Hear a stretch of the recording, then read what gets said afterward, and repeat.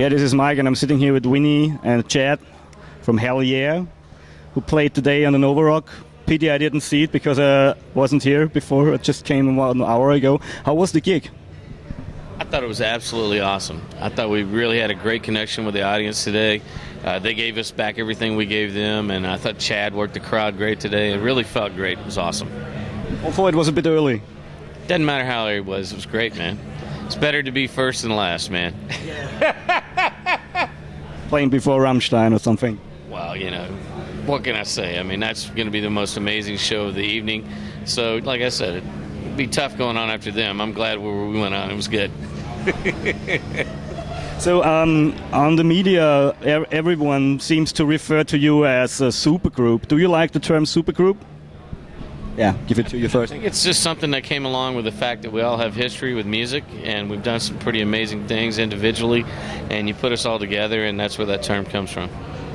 You like the term supergroup so far? I didn't say it, but yeah, whatever.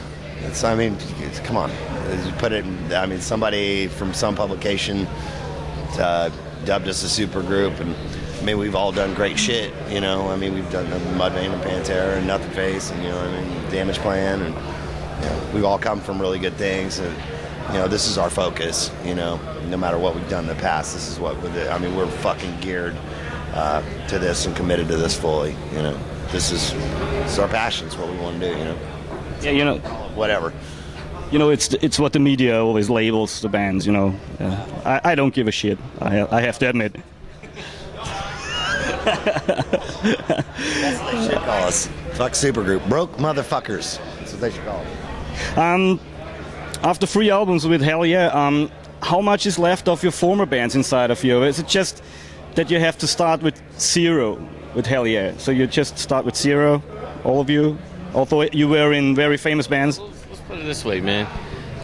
The respect that you had in your previous bands goes to a 0 level when you start over in a new band, and you have to earn it all again. And we've been working really hard to regain that respect and take this band to that same kind of level. And I love it. I like the challenge. I like the fact that, you know, we didn't get to start where we left off. We had to go back down to here to get to there. And we're going to get there, man. And I love it. As far as anything to do with my previous band, it's been out of my system for years. This was, you know, something magical that happened, and I'm so happy to be a part of it, and I love being a part of it. That's Chad. Yeah. What's your opinion to compare HELLYEAH to your former band, that is? I mean, me, you know, it's just apples and oranges, man. It's just different. It's completely different, you know, and I like to keep it that way. But I think that's, you know, this last record, you know, Band of Brothers was kind of the, you know, I remember like kind of looking at Vince and looking at Greg and Tom and being like, you know, you're Vinnie Paul, be Vinnie Paul. I'm Chad Gray, I want to be Chad Gray. And I kind of came out from under that veil. I was trying to keep myself, you know, kind of separate, you know, from Mudvayne, and I'm like, fuck it, you know, because I didn't want people to be like, oh, it sounds like Mudvayne. It's eventually being the singer of Mudvayne, is, you know what I mean? It's like you can't quit trying to separate it. I want to be myself, and that's what I want to do. And he needs to be himself, and Greg needs to be himself, and Tom needs to be himself, and we just need to bring that together and be HELLYEAH, you know what I mean? And let HELLYEAH create that new road, you know what I mean? So yeah, it's just a different thing, man. Mudvayne was a different type of music. I mean, it's still metal, but it's fucking, you know, math rock, you know. Take a bunch of fucking crazy ass parts and squish them together, and then you call it a song.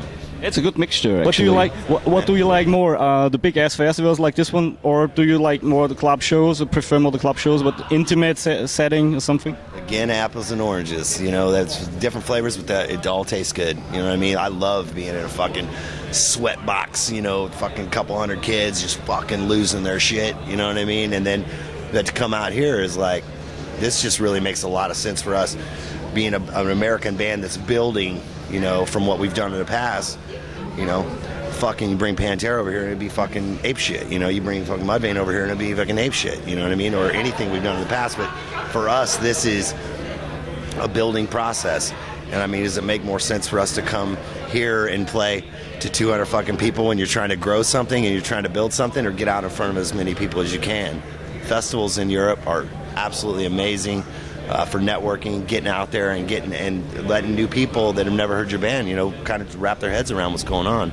It's a really great situation for bands that are coming halfway around the world to fucking play, So I understand that. You never reach as many people as big festivals. You can tell.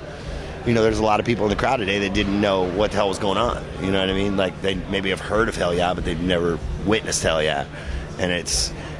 But our attitude is like, fucking, we are here for a reason. You better fucking bring it, and I'm gonna bring it, and you better bring it, and you better bring it, and you better fucking bring it, and let's go. You know what I mean? So we got a real fucking fury inside of us when we hit those stages, man. And to hear the crowd today, chanting HELLYEAH before we played, pretty awesome. Yeah, cool. What do you prefer? Big ass shows or like club shows? I'm right there with Chad, man. I love them both, man. Nothing like playing to 500-600 people in a club and being able to see all their eyes and their reaction and feel the energy in the room. But playing this or Donington to 100,000 people and hearing that roar, that fucking crowd, that's pretty insane, man. So either or, man. I love them all. And the cool thing is we're getting a wide variety of all that on this particular tour over here. We played with Korn the other night. There was almost 3,000 people there. And then we did a headline show the other night, a couple hundred people tonight. It was great. Tomorrow's going to be download, or actually Sunday. So there's a lot of different audience perspectives, and I love them all, man. They're all great. So far we've had the mix of all three. So we played a couple thousand seater with Korn, and then we played our own show last night in Nuremberg, Germany, to a couple hundred people, and then today we fucking played to a few thousand. So we kind of had all three of the different flavors that you can have in 3 days. So. Yeah, that's cool. That's cool. And in the middle of it, we get a 24-hour bus ride to London tonight. Really? So and a ferry. So yeah. That's cool. I wish you lots of luck for that. So we'll do our best to enjoy it. The new album, Band of Brothers. I wanted to say Band of Brotherhood. Band of Brothers. What's your opinion to Brotherhood? How do you see the Brotherhood as it is explained on the record? Well, it's definitely, it started with the band and how we've grown together over the past 5 or 6 years, and then it's deeper than that. It goes to our audience, it goes to the heavy metal community. We're all in this together, and it's great to see people unite, come to these kind of things, listen to the same kind of music, have the same kind of vibe. I think that's basically where it is. I know Chad can elaborate on it further. He's just talking about the meaning behind Band of Brothers, How do you see the meaning of Brotherhood? When I wrote the song, it was like, it had obviously some military influence and just, people uniting. It had a Band of Brothers within the band. And the more I thought about it, it's like really the kind of the metal community. I mean, if you're fucking walking down the street, and you see a guy on the other side of the street and he's wearing a Slayer shirt and you throw up some fucking horns, they're like, yeah, there's that connection, and there is a brotherhood that's based off metal music, man. And I think that Band of Brothers is definitely part of that metal community. The lyrics, part of the lyrics are, I got your back and you got mine. And I mean, that's, people could always depend on me to jump in if some fucking jackass is fucking with them, you know what I mean? And I would expect the same, and that would happen. You know what I mean? There's a real kinship with people that love metal, because we really do all come from the same place, man. I mean, I don't know anybody that doesn't love Metallica and Megadeth and Slayer, and that's where I came from. They might have just come from it later, or got into it later, So it refers to the audience as well, not just the band. Everybody that's standing in front of me, man. It's absolutely it's much a part of me as it's a part of them, and so on. That's cool. You wrote a song about the West Memphis 3. That's a thing we didn't hear about in Austria because it's too far away in the media. Do you think that this is a pretty good example for the American law system? What happened back then? For the what? For the American law system? Yeah. It's a great, shit. You can catch somebody red-handed doing something and leave it to the judicial system to let them go. You know, forensics, you can't get shit past those people. I mean, they can pretty much catch anybody for anything from DNA and all this shit. But then you get them into the court system, and for whatever reason, they'll let them walk. You know what I mean? They get off because they got some asshole lawyer that's getting paid to get to get their back kind of thing, and it's just like they get the media attention as well. They get a lot of media too, but I mean, there was the thing about the West Memphis 3 is that they didn't, there wasn't a lot of awareness, and I mean, thank God for people like Eddie Vedder and Johnny Depp. And so many stars got behind it and like created these fundraisers and stuff and made appearances to create to generate revenue to get them proper representation. You know what I mean? Because they were fucking poor kids.